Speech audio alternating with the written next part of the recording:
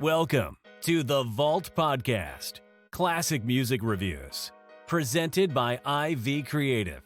Now, here's your hosts, B. Cox and the crew. Greetings and welcome, ladies and gentlemen, to another edition of the Vault Podcast, classic music reviews, presented by IV Creative. It's a perspective of the classics from a fresh point of view. We appreciate you for taking your time and lending your ears to our perspective. You could be anywhere listening to anything, but you're right here with us, so we thank you. And we'd like to take this time out to say Happy New Year and welcome back to everybody who's here. With you today, of course, is your truly B. Cox, and with me I have the crew, comprised of these fine gentlemen here in front of me. To my right, we have my boy, DET Dave, host of the Ground Rule Double Podcast, Mondays and Fridays on Facebook Live. You can catch him on those evenings right around 8 o'clock. Make sure that you're following it on Facebook and also following him on Twitter. That's at DET. Is that A2 Pod, Dave? That's IG. Okay. Yeah, follow him on IG, then also GRD Podcast on Twitter as well. And DETSR617 on Twitter. There you go. There you go. He's on there with his takes all the time. Make sure you're checking out and following that. To my left, of course, we have my boy, J.O., my boy Jason here. He is, of course, connoisseur of everything hip-hop, East Coast, West Coast, and everything in between. And we're down a man today. Our boy Damo is not here. Damo, of course, is the host of the Raw Sex Podcast. New episodes every Wednesday. Make sure you check that out. You can get him at buddy_love on 31 on Instagram. And then also you can get him on Raw Sex Podcast on IG. And then also you can get him on Twitter at Raw Sex Podcast 1. So we're down one, but we're going to keep it going on. Gentlemen, just want to take the time to say Happy New Year and welcome back. So glad to be here for 2020. And we are now, as the Vault, you know, we cover things, classics from 20, 25, and 30 years out. So that means this year we're going to be covering albums from the year 1990, 1995, and the year 2000. The year 2000. The year 2000. So it's crazy that we looking here and 30 years back was 1990. 95, so a time that I can remember very vividly when I really started getting into hip hop, and then of course the year 2000, my formative years, and right before I headed off to college. So a lot of memorable content that we're going to be covering. So we're going to be starting the very first one, and this is of course a project from 1995. We go back to 1995 to Bucktown, and the hip hop duo Smif-n-Wessun, their studio debut album, Dah Shinin, on the famous Bucktown Records. Members Tek and Steele of Smif-n-Wessun, part of the Bucktown crew, and also members of the Boot Camp Clik, as well as with Black Moon, made up of Evil D, 5 Foot, and Buckshot. Also members Helter Skelter, Rock, and also the late great Rock Sean P, who's been gone almost 4 years now, and the original Gun Clappers, OGC. A really, really great clique that came out as a result of these groups from Brooklyn to come together. And this is just in the midst of Dah Shinin coming out after Black Moon's classic 1993 debut, Enter the Stage, came out. And this was the second project to come out on Bucktown after that. Of course, coming out in 1995, released January 10th, 1995, recorded between 93 and 94 at the now defunct and gone famous D&D Studios in New York City. Shame. It's amazing that that's now gone, but so many classic projects were recorded there and so many hip-hop artists recorded there that I can't even go through to count through all the people who have been there at D&D Studios. Running time of 67 minutes and 35 seconds, with the Beat Miners were the producers on this track. They produced all the tracks between Evil D, Mr. Walt, Rich Black, Baby Paul. Steele also did some production on this as well, so they handled all the production work on this. Label was Rec Labels and Nervous, which of course handled most of the Bucktown crew. And the album cover, as many as you know, that showed most of the Boot Camp Clik, along with Tek and Steele featured on that, took its inspiration from Roy Ayers' Ubiquity's 1972 album, He's Coming. In 1998, the album was selected as one of the Source's 100 best rap albums and has gone on to sell 300,000 copies, and including the very famous single Bucktown. As an independent clique, very impressive for you to be able to do something like that, especially the fact that they were relatively unknown in mainstream hip-hop, and underground they were very, very big. So this is pretty much where we'll start out. 3 singles on this: the Bucktown with a B-side of Let's Get It On, One Time with a B-side of Stand Strong, and recognized with a B-side of Soundboy Burial. Tek and Steele, Smif-n-Wessun's Dah Shinin in 1995. I was looking actually online the other day and saw that they had a 25-year anniversary show in New York with Tek and Steele, that most of the Boot Camp Clik that showed up, including most of Black Moon, including Rock, including OGC. Members were all there. It was a really, really good time. There was video of it on Twitter. So amazing that it's been 25 years since then. So we're going to go ahead and get into the album to see what you all thought. And we review this album after it's been 25 years, guys. So we'll go ahead and get into it. And I'll go ahead and I'll actually start with you, Jay. Just your reaction of listening to it this week and what you thought about after listening to it these 25 years and what you remember of it, I guess, overall of Smif-n-Wessun when they first came out, as they progressed, and now listening to it after you hear their debut album after all this time. Yeah, definitely. So, excuse me, that was early 1995. I was in the 8th grade, so yeah, still in junior high school, and I was it just hit as far as like on my radar, as far as just like how thorough it was, just the bangers on it, especially like back then. One time was like my anthem. Like I just like kept it on repeat everywhere I went. Like as crazy as it sounds, I look forward to like having like travel the city like off the late night, because that like the track I just felt weird listening to it in the daytime. Put it like that. I mean, and it was kind of crazy because I actually remember that song getting played on the radio back then. Yeah, like 10 o'clock in the morning sometimes. Like if it was a day off of school or something like that, or I was running late or whatever like that, and like, wow, y'all really playing this in your playlist right now? Like, thank you, blessings. Like, you know what I mean? Mm-hmm. So, but listening to it now, I mean, I still feel it holds up. I mean, it's that classic New York boom bap sound of the like mid '90s. It kind of has me kind of like giving a side eye at the Source, because it was kind of a sign of what was to come. The fact that this album only got like 3 mics, if I'm not mistaken. Yeah, that's it. Like, what the hell was what were you thinking? Like, clearly, the folks at the Source didn't know what the hell they was talking about. Most of them, anyway. Right. I mean, I don't talking know about higher up, like Benzino and all them other guys. And that's my next thing. Like, I don't know if this was before Benzino's. I think it was a little bit before his time. I think the guys. I don't know if Dave Mays was still involved with running the Source, but to me, I think because they weren't as major as some of the other acts that were out there. Duck Down as a crew, Boot Camp Clik as a crew. Enter the Stage was a huge hit because right. You know, Evil D and 5 Foot made their rounds. The Beat Miners have made their rounds around the New York City underground for a while, right. And you can't deny Buckshot's talent. Definitely. As an MC, you know, and as a leader really of the Clik. I remember a lot of these things being played on 1580.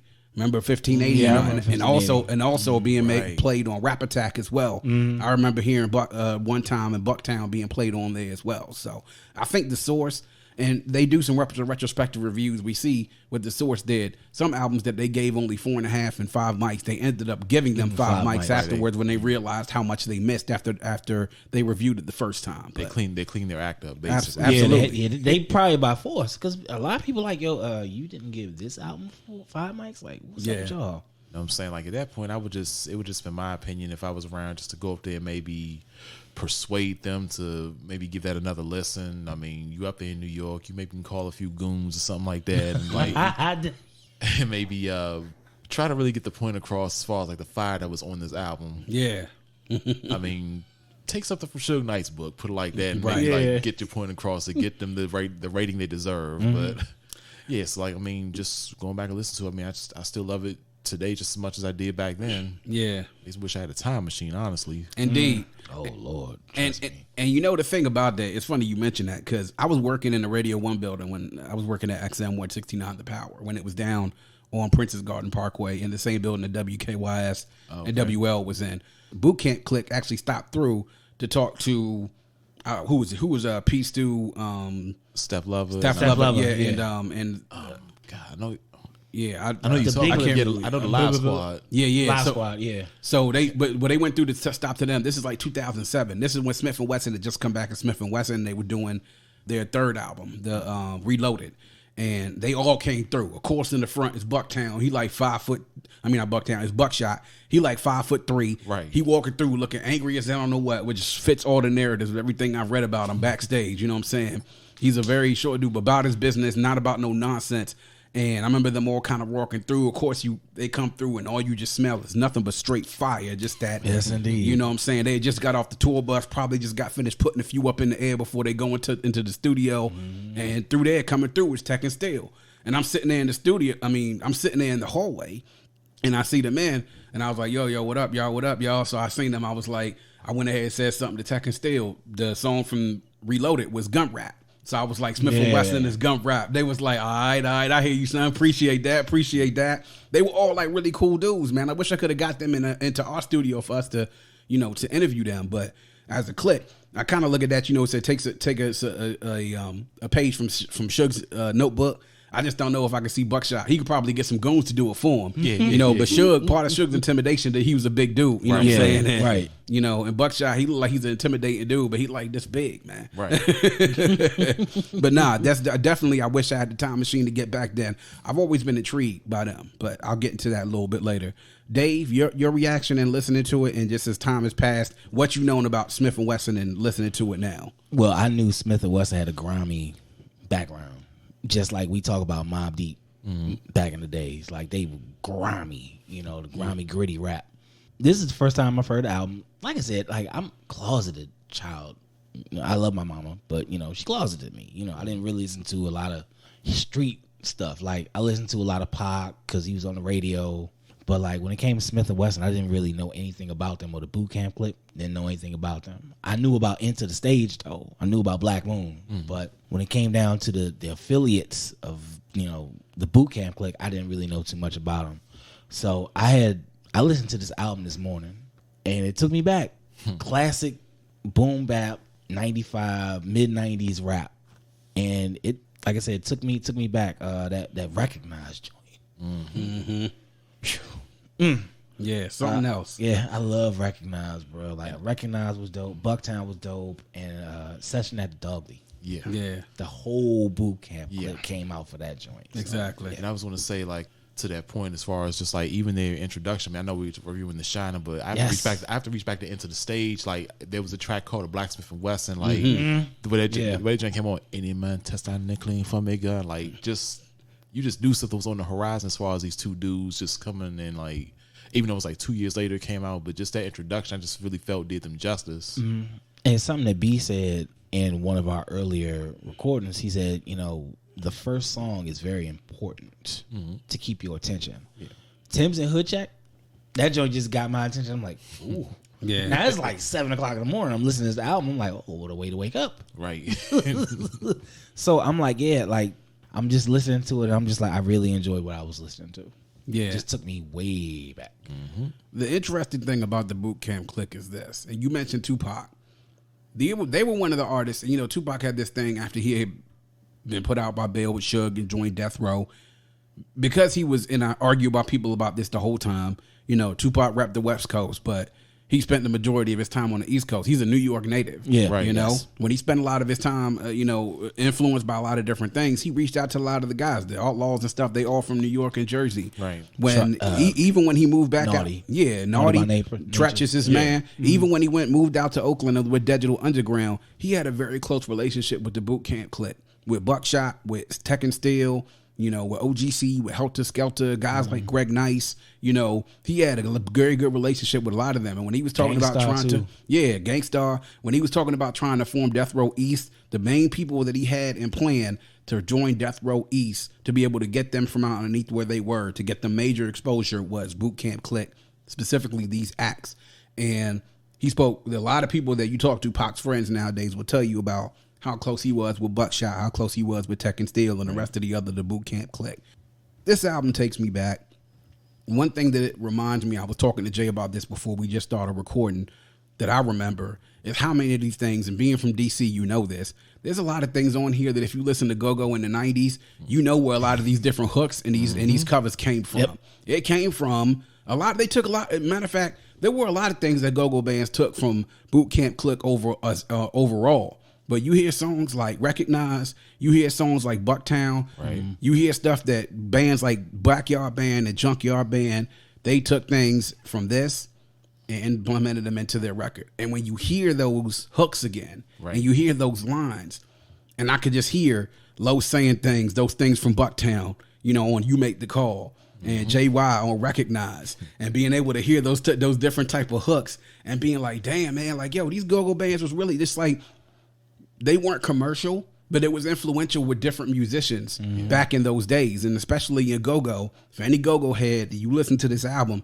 you like, oh, damn, man, this is where the hell Backyard got this from, or this is where Junkyard got this from. Yes, they actually got this from them, and not in the instance with Jay-Z where he took something from Rare Essence. Right. This actually happened. The majority of the time, the go-go bands were getting things from hip-hop and R&B records. And that's what sticks out to me, is the fact that go-go bands recognized this and decided to put it in, because it was so hard. Because that's back then when go-go was still grimy. And that's when go-go was starting to really get into his grime phase, where you saw go-go and hip-hop sort of start to mirror each other in a lot of different ways. Especially that Backyard joint. Hobart, nigga. Home of the original gun claps. Hobart, nigga. I got so psyched when I heard that part in the song, bro. I was like that joint was like almost like our version of crunk or something like that. Like back then, like especially like the way like I'm saying like that back at it on like like. It's a little flute. Yeah, that little flute. Yeah, you know what I'm talking about. Yeah.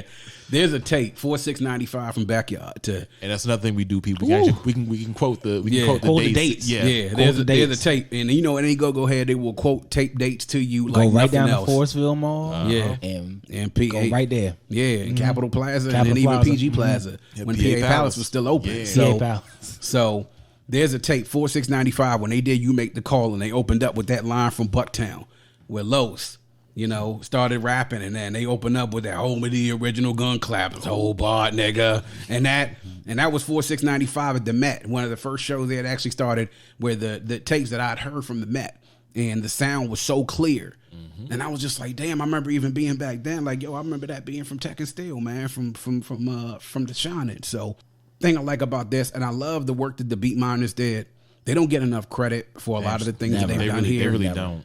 But this was really grimy and gritty, and it fit the style of Tek and Steele like nobody other, man. I like the way that the Boot Camp Clik came together to do things. Especially, you said in session, everybody from the Boot Camp Clik came through to do something like this. Buckshot's on a couple of tracks.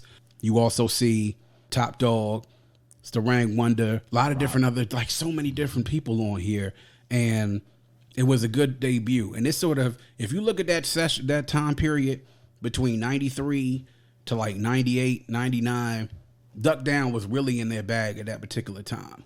And they collaborated with a lot of different other people. They did things with a lot of different artists. And they crossed over and did things with R&B artists. Yeah. They did track that For the Record with I Love You with Mary J. Blige with Tek and Steele. This is how we do. Man. This is how we do all day, every day. I just bumped it the other day just cause. Like that piano riff and like the way everything came together was just beautiful. Yeah, yeah. And then they had a song they recorded with the Leah, but never got cleared. Good Lord. Leah at the Boot Camp Clik? Yeah, what? So it just speaks to a little bit of a different time, man. But this sort of just takes me back into me. I was reminded with the mindset of listening to rap back then and listening to the many different types of rap and understanding this is just something else in the cupboard that you can grab to go get. We're going to get a little bit into highlights, lowlights, and then anything, of course, that you appreciate now more so than then if you're listening to it. So I actually start with you, Dave. You mentioned a couple of them, so just wanted to get you to reiterate as far as like your highlights, the songs that you listened to that you liked. First four coming out the gate. Okay. Timpson Hood Check, Wreck Time, One Time, and Recognize. Yeah, I like Keep It Moving. I love Bucktown. The Session at the Dogly. Fire.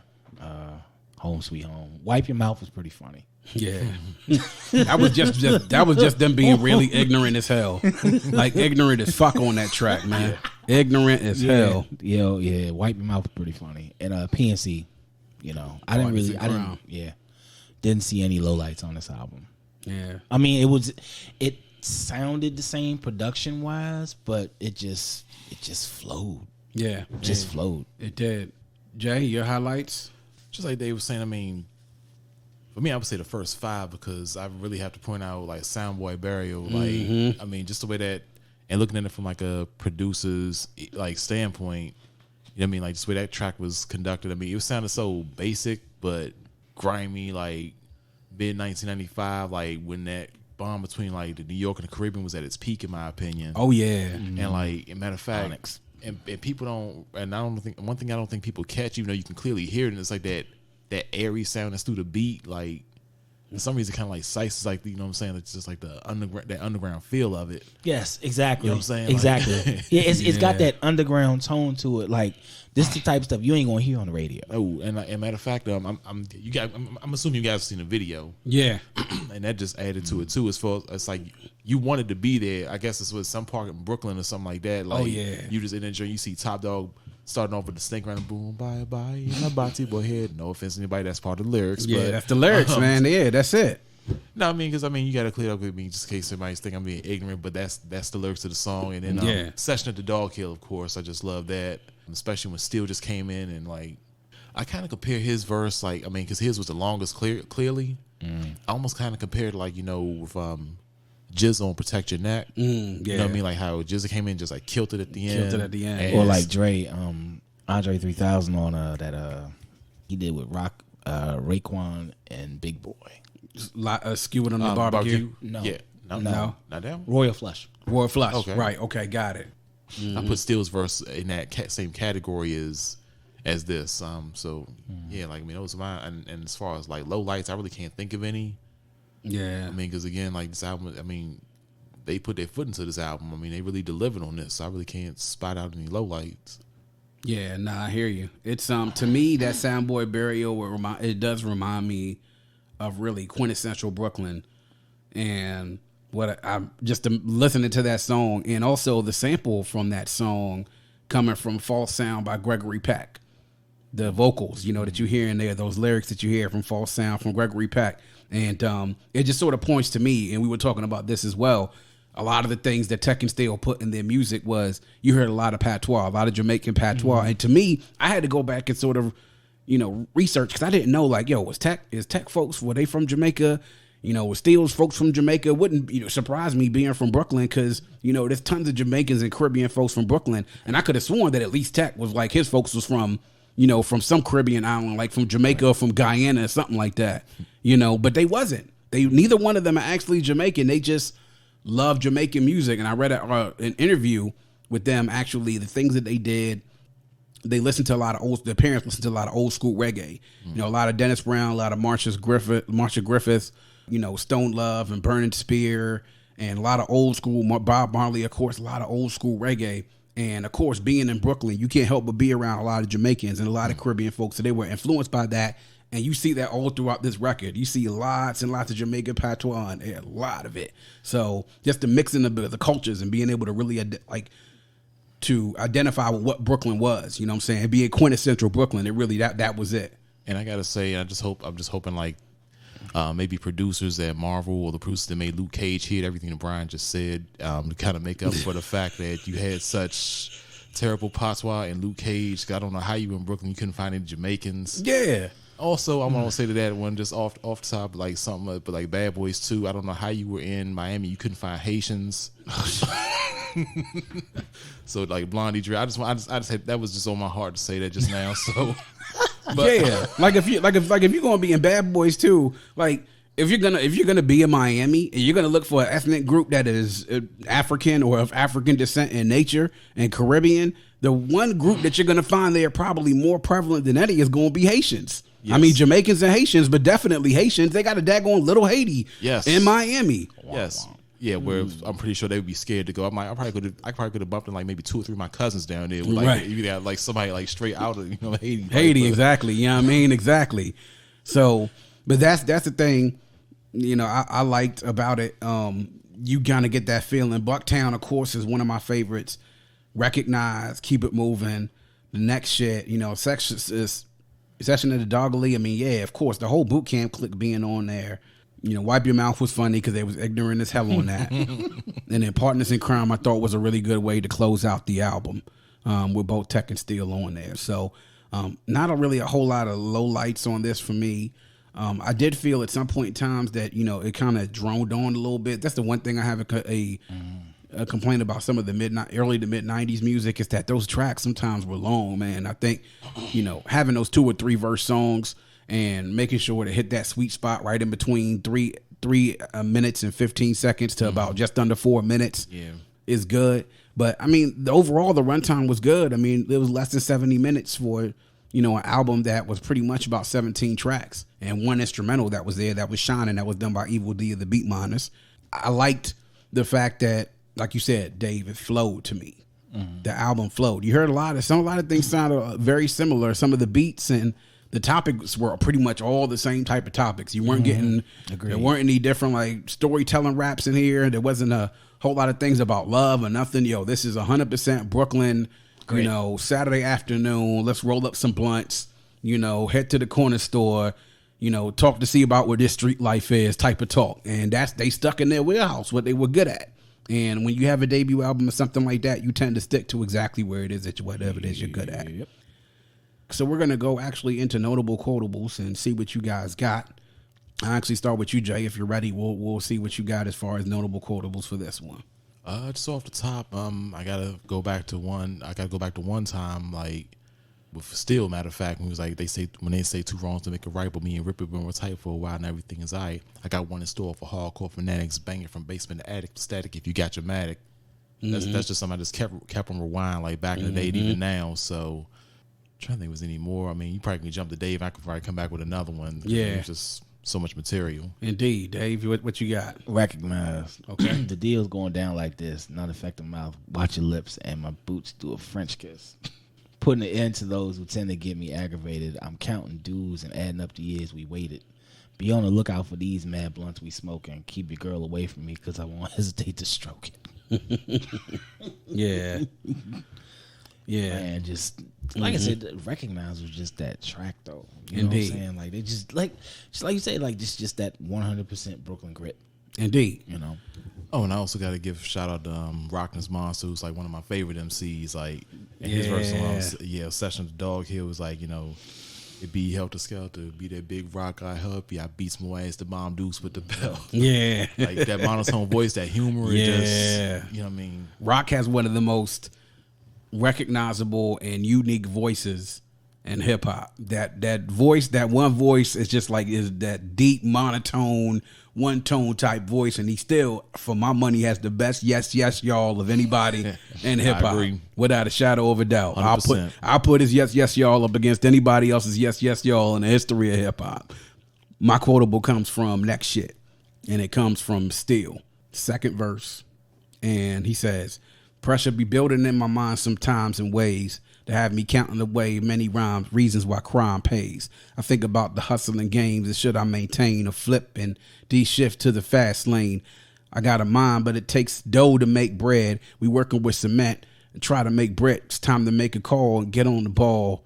Can't front G because we won't be able to, we the ones to take a fall. Heads recognize me so they might supply me, but if they try me, that wouldn't surprise me. But I and I keep eyes open for those who lie scoping, me hoping we won't survive, whatever. We can do this for the worse or for the better. Me and my partner in crime is going through this together. So knowing we can't avoid all snakes, we gonna to do whatever we gonna do to set the shit straight." That's great. And the best thing about to me is that he says, we got a mind, but it takes dough to make bread. You know what I'm saying? So it's like you got the intellect and the knowledge, but if you ain't got the money to be able to make cake, you know, the dough to make bread, to make cake, ain't nothing else gonna happen. You know, and he talks about this big thing about keeping his eyes open for those who trying to scope him out, and anybody who's been involved in any type of game of hustling, especially in a place where you know everybody's on the hustle, people's always going to try to scope you, and somebody's going to try to get the drop on you. And I just that just stuck with me right there in particular. So I had a lot of different other things that kind of stuck with me, and there's a lot of quotables on here, a lot of good lines, some good lines by Buckshot, original gun clappers, Ruck. It's great, man. I can't say enough about this album. So now we're at the end, fellas, and we'll go ahead to see if it stands the test of time. And I think we're pretty much unanimous on this one. So I'll just go ahead and start with Dave. Is it certified? Yep. It's certified. No skips. Jay? Certified, man. Like banger through and through. Yeah, same thing with me. It's certified classic. And to me, I kind of wish they would have kept the momentum. Because after the whole thing with the lawsuit, they had to change the name. You got to rebrand and everything Cocoa like that. Yeah. And you know what's funny? The album after this really actually wasn't even a bad album. Like the Cocoa Brothers Rude Awakening, to me, wasn't really a bad album. I think the rebranding the things what kind of threw people off. Yeah. Because people knew you was Smif-n-Wessun. And they were still Tek and Steele, but then they was the Cocoa Brothers. Right. You know? And but to listen to the album, man, I had that. 98, it was overshadowed in a long, great list of albums in 98. Yeah, I was bumping in 98. I remember But that, to me, that was actually a pretty good album. I thought it was kind of overshadowed a little bit, but this is definitely their standout album. When you go, and you, especially when I pull up things in Apple Music, and I go and you pull up an artist, it'll tell you what their essential albums are. This is the essential album, and this is what people remember Tek and Steele by, because this is their classic. This is their classic. Yeah. So there it is, Dah Shinin by Smif-n-Wessun, part of the Bucktown crew. Again, you guys make sure you go check it out. It has hit its 25th anniversary, released in January 10th in 1995. So please make sure you go check it out and check out what Tek and Steele had to offer. And of course, they're still out here doing their thing. That is going to wrap up yet another edition of The Vault. Please sure you check us out on our Podbean, vaultcmr.podbean.com. You can also follow us on social media. Follow us on IG at Vault CMR Podcast, on Facebook and YouTube at The Vault Classic Music Reviews Podcast, and on Twitter, Vault Classic. We are always on there and love to interact with fans and listeners, and would love your feedback as well. Of course, you know the hashtags are hashtag Open the Vault, hashtag MBTC, standing for Nothing But the Classics, because we cover nothing but the classics as well. That's what we do here on The Vault, and we want to make sure we bring it to you. We appreciate all the support from you, and if you have a friend, you tell a friend, and tell that friend also to tell a friend. You can also check our link tree out on all of our social medias. It'll take you to all of our streaming sources at Spotify, Apple Podcasts, Google Podcasts, iHeartRadio, and also Stitcher. So many different ways that you can listen to it. We appreciate you take one to go listen to it. Always remember to keep your headphones on and your music loud, but not too loud. And as we close, we like to remind everyone to dream big, because dreams are the basis for creation. Always create, motivate, and elevate, because you were never destined or created to stay stationary. And on that note, we say peace. Thank you for listening and coming into The Vault. Please subscribe and follow us on Facebook at IV Creative and Instagram at IVECRE8.